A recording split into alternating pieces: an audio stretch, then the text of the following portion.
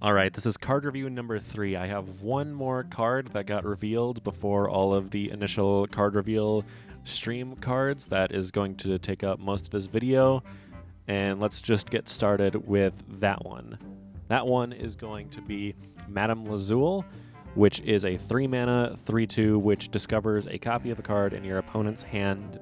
My god, that's amazing. This card is like both Mind Visions and like Chameleos, but it's just so much better. You get a body on top of it, you get the card that you're copying, you get to choose the card that you're copying, and you get to see 3 cards that are in your opponent's hand. That is a lot of information for one card, and that is a lot of value in one card. This card could probably easily slot into Reno Priest or any kind of value priest that's just looking to get some more value.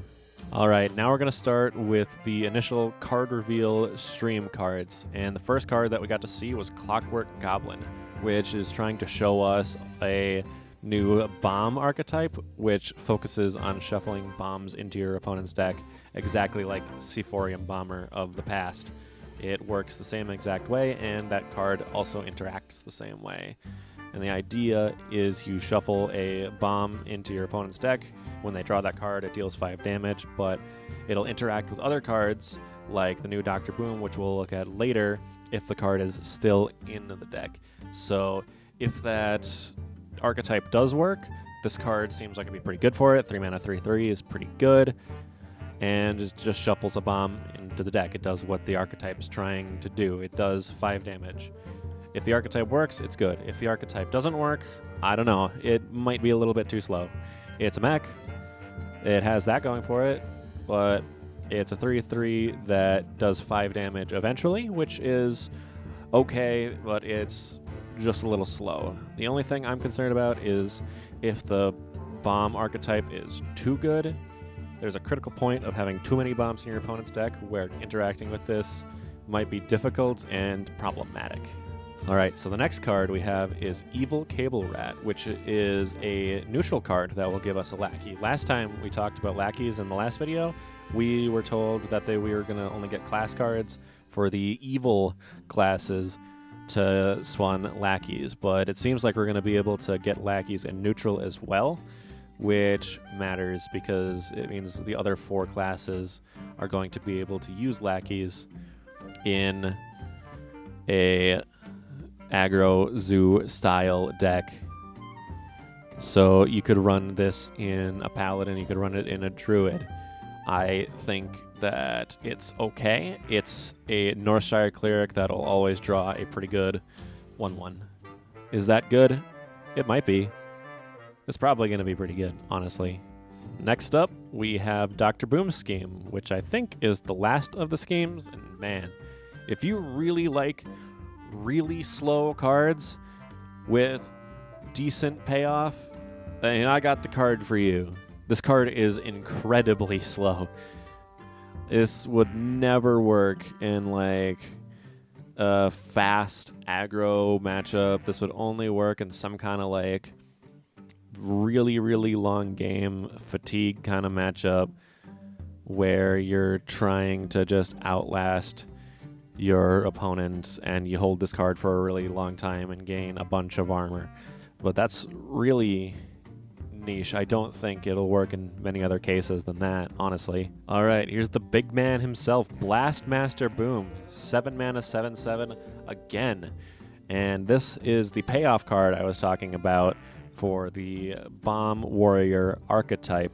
For every 1 bomb that you have in your opponent's deck, you get 2 Boombots. I originally, when I saw this, I thought it was 1 bomb for 1 Boombot. No, it's every 1 bomb, you get 2 Boombots. So you only need to have 1 bomb in your opponent's deck for this to be as good as the original Dr. Boom card from GVG. And any other bombs in your opponent's deck, it's just gets better and better up until 4, up until 6. You only need 3 bombs in your opponent's deck to fill the board with Dr. Boom and some Boombots. So Whether or not the bomb archetype works, this card still needs a little bit of support to work, but it doesn't need a lot. So it doesn't need, if the bomb archetype exists, it doesn't need to fill the deck with bomb shuffle cards to work. It only needs a few for this card to be good. And we have the last bomb archetype card that we saw in this reveal, which is Wrench Caliber. It's a 4-mana 3/2 that will shuffle a bomb into your deck every time you attack. So initially, this will only give you 2 bombs, but it's 2 bombs and 1 card. The weapon itself for the stats is not that good, and the payoff by itself seems questionable and slow, which is how the whole bomb archetype seems slow. But if there's enough bombs, as I said before, this can work, and this card putting 2 bombs into your opponent's deck for 1 card, if not more if you upgrade the durability of this card, it's okay. It's okay. I'm going to give it an okay out of 5. Okay, we have Heist Baron Togwaggle, one of my favorite new cards from this reveal. Not my favorite card from this reveal. We'll get to that pretty soon. But this card is pretty spectacular. All you need on the board is 1 lackey, which is not hard to get, as we've seen. And you get to choose any of the 4 treasures that you would get from, what's his name? Marin the Fox, that dude. You go through the process of breaking a treasure chest to maybe get a certain treasure that you want. No, you do this, you get to choose your treasure. You can build a deck around the treasures. That is huge. You can build a deck around Wondrous Wand. You can build a deck around the Goblet. That is big. Big. And the next card we have is Henchclan Burglar. One of the things they said during the reveal is that they don't like how the Burgle Rogue mirror match is just unfun and unplayable because the archetype requires you to get cards from a different class. So what they're trying to do is they're trying to shift the Burgle generator cards, like this card, into discovering cards from a different class to try and mitigate the issue of burgling from your opponent's class and your opponent being a rogue. Now, this card by itself is pretty decent. It's the 4/3, which kind of sucks, but it's okay.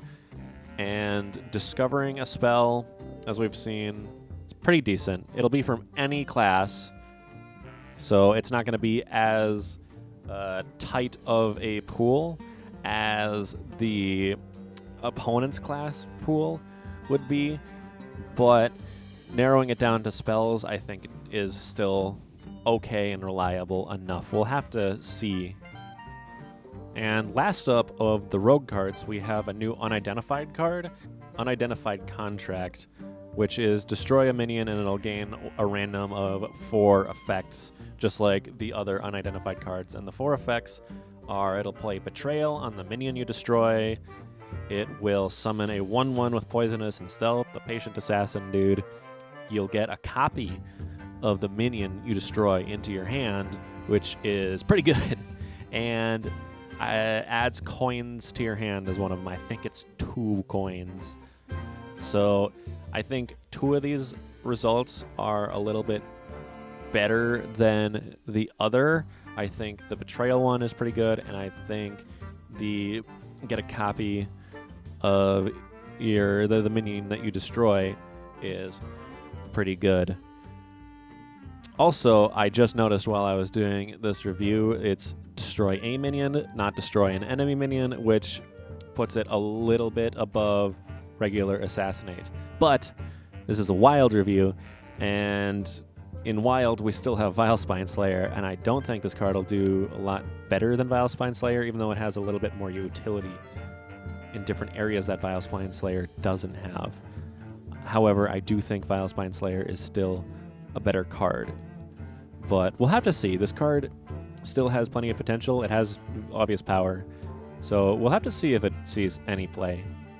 Next up, we have Traveling Healer, which to me seems like a worse Earthen Ring Farseer and also a worse Shroom Brewer. The only thing that this card really does better than those is it has Divine Shield, which I guess you could use for Corpse Taker in like an even deck or something. All right, here we are. Favorite card of the set so far. Khadgar, 2 mana, 2/2. Any card that you play that summons a minion will summon twice as many. Not an extra copy, twice as many. This is amazing. I love combo enabling cards. I love cards that allow you to just do what you want with it. There's a lot of things that you can do with this card. I expect to play around with this card a lot. The first thing I thought is you could maybe do something with Exodia Mage in this, and that's okay. Exodia Mage is fine enough on its own, but there's other things that you can do with this card. A fun one that I thought of is you could play this in Mimiron Mage and use it to summon extra Voltrons with Molten Reflection after you get the Voltron.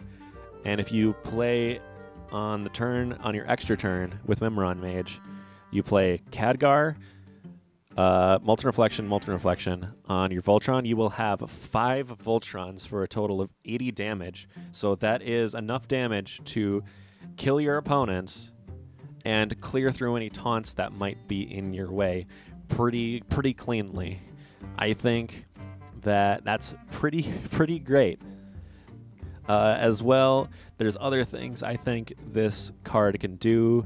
I'm not so sure of what those all are yet. I want to try and get a Automaton Mage deck to work. I might see if this card can help me do that sometime when the card comes out. We'll have to wait and see.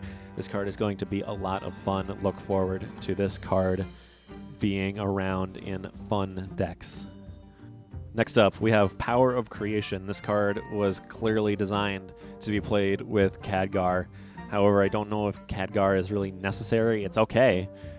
It summons you 4 6/6s for 10 mana. That's pretty acceptable. I think this card is better in Wild. I think you have better 6-cost card results in Wild. You have things like Sylvanas off the top of my head is pretty good.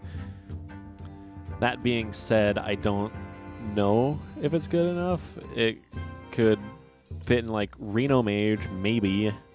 It could fit maybe into Big Spell Mage, even though it interacts with big spells differently. It doesn't do the same things as other big spells do. Other ones are like board clears and stuff. This is more proactive, and the other ones are reactive. However, it is a big spell that does something. And it could be played with Calicos, which I said could fit into Big Spell Mage. So maybe look forward to that. I don't know. I might try it. All right, here we are. Last card of the day, Messenger Raven. It is okay. Maybe it could be slotted into Reno Mage.